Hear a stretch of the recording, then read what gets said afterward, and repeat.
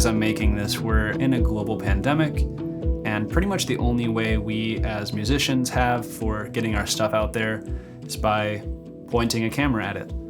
And usually that's happening, at home by ourselves. So the responsibility is really on us to actually make that thing we want to make. And in order to actually get something done, I think it's really important to have some sort of game plan for how you approach the whole process. So in this video, I'm going to be sharing my personal method for how I go from having nothing to having something and putting it out there and still having fun while doing it. So hope this helps.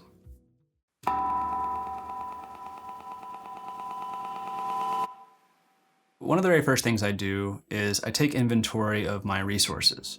What do I actually have to make this video? I'm thinking about what kind of camera gear I have, what kind of microphones I have, and not just the tech stuff, but also what's the location like? Do I have anybody there to help me? Are there any complications like weather, lighting, stuff like that? The most important resource that I take inventory of is how much time I have. And if I'm really lucky, I've been given a deadline. And I know that sounds weird, but I really think that deadlines are pretty much the most effective tool for actually finishing something.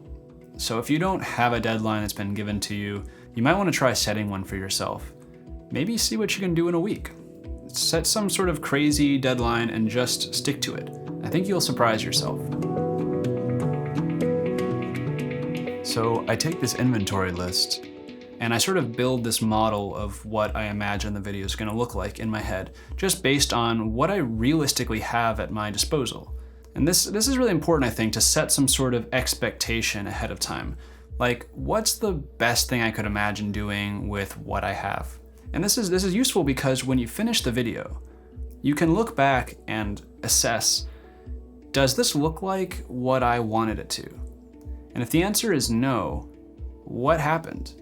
Was this something that happened in the process of making the video, or was it a problem with the expectation itself? The more videos you make, the better you're gonna get at setting realistic expectations. And with those realistic expectations, you're going to be able to set a better, more accurate schedule.